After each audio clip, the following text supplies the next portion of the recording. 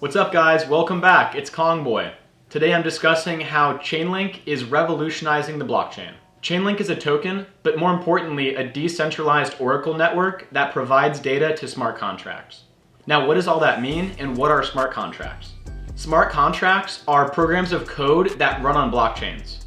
They can be as simple as transferring tokens, swapping tokens, borrowing and lending, or games, and much more. They are essential for running decentralized applications known as dApps. The websites for these applications are the front end, while smart contracts are the functions of the back end. Smart contracts work automatically and execute whenever the conditions set in the code are met. They are also perfectly secure and transparent, but this limits them from accessing data that exists outside of the blockchain, such as real-world events and other market data. Using Oracle networks, Chainlink allows for secure externally connected smart contracts for more potential use cases. Oracles are data feeds that connect blockchains to real-world information so that smart contracts can execute the conditions in their code. Without oracles, smart contracts could only use the relatively small amount of data that is available on-chain, limiting their functionality to things like token transfers. Okay, what is Chainlink? Well, their slogan is truth over trust, and their goal is to build decentralized systems that are linked to cryptographic truth. Chainlink is the most popular Oracle network, and it's made up of independent data providers known as node operators. An easy example of smart contracts using oracles would be them fetching price data for tokens that you are swapping. The user doesn't have to manually do anything other than confirm the transaction because the application's smart contract will do this automatically and pull the prices for the tokens. Since most tokens don't exclusively exist on blockchains, data must be pulled from centralized off-chain exchanges as well. Node operators collect and submit data that is then aggregated or averaged to determine the single true price that is used by the oracles. This greatly reduces risk of centralized points of failure or manipulation. So why can they do this, and isn't this centralized? To answer that question, it's important to understand the Chainlink tokenomics. Smart contract owners pay for data services with the ecosystem's native link token. The link token also ensures incentives and penalties for node operators to report accurate, high-quality data. Node operators are required to lock and stake link tokens in a contract where they can be slashed and redistributed if they fail to meet their obligations in the service level agreement, which I explain more about later. More tokens have to be staked in order to have a better chance at fulfilling more data requests. This competition of performance is what keeps the nodes competitive and provides better honesty, competition, and security for the network overall, as well as the end users. A longer history of providing data without being slashed gives nodes a better reputation and a better chance at fulfilling requests with greater trust requirements, which pay better. As decentralized applications and financial systems continue to grow larger and more complex, it is important to improve the security, reliability, and quality of the data that runs these services. How and where do nodes get their data so that it can be gathered and put on chain?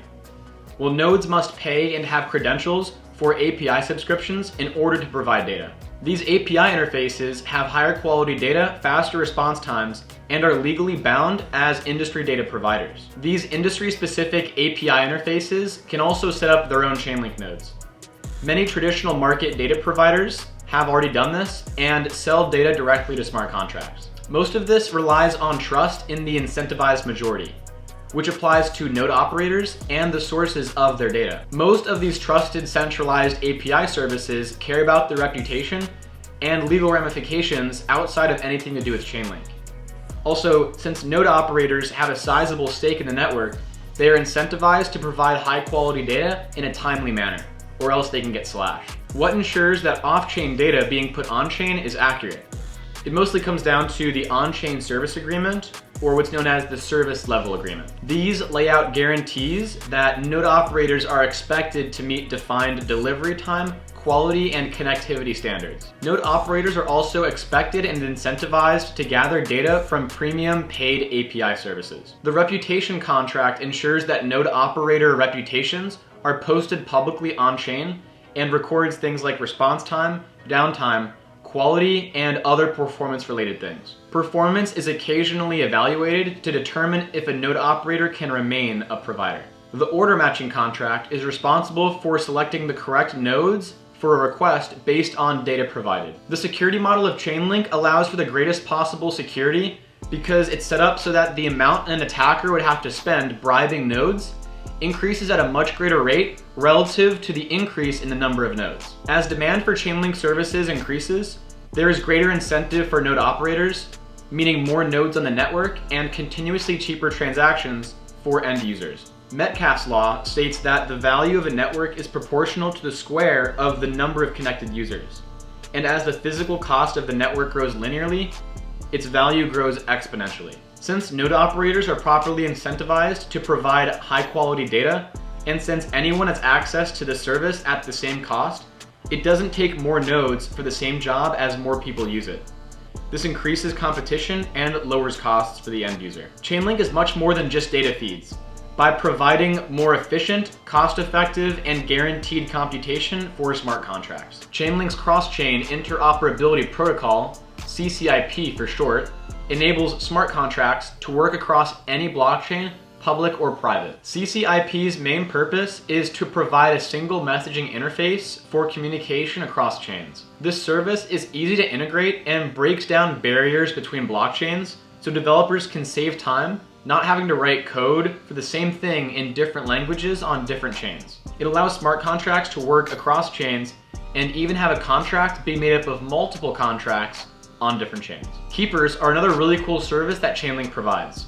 It allows for an additional level of automation for smart contract execution. Checking price feeds of tokens is pretty simple and inexpensive, but what if the conditions are a bit more complicated? If a smart contract has to continuously check to see if some condition is met, then it can get very expensive to run these calculations over and over on a blockchain just to know if some other contract should be triggered. So instead of having to use a separate contract to determine whether another is triggered, keepers allow for off-chain checks of these conditions and only send data on-chain when necessary. Chainlink keepers are like alarm clocks that have set off-chain conditions to determine whether a contract should execute by using the oracle's ability to do off-chain computation. These requirements can be some set time interval, or it may be a percentage change in a token's price. This can greatly reduce costs for smart contracts that have a bit more complicated conditions. Oracle node operators are assigned these jobs to proactively and cost-effectively trigger smart contracts when set conditions are met. Examples include automated DeFi liquidations, portfolio rebalancing, auto-compounding, and limit orders. Chainlink VRF, verifiable randomness function, is another cool, widely implemented service that they provide. It allows games to produce provably fair, verifiable, and tamper-proof randomness for users. VRF generates random seeds derived from unpredictable transaction signatures and is verified before being submitted. These seeds can be used in whatever ways fit a game's needs.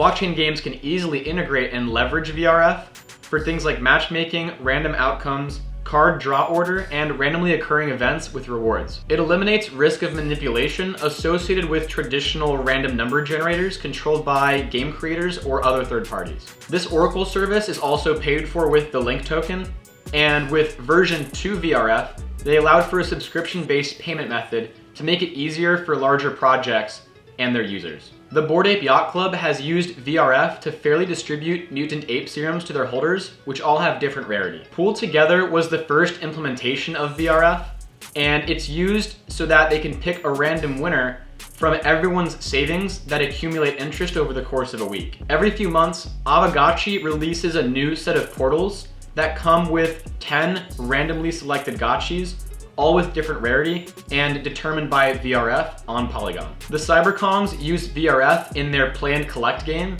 in order to fairly distribute and randomly select winners of loot on adventure runs in their game. Like I said before, Chainlink is capable of much more than just reliable price data for finance apps. Other neat use cases include weather data for things like insurance and supply chain, as well as player and team data for NFT fantasy sports games. I hope you guys enjoyed the video. If you have any questions, leave them in the comments. Catch you later.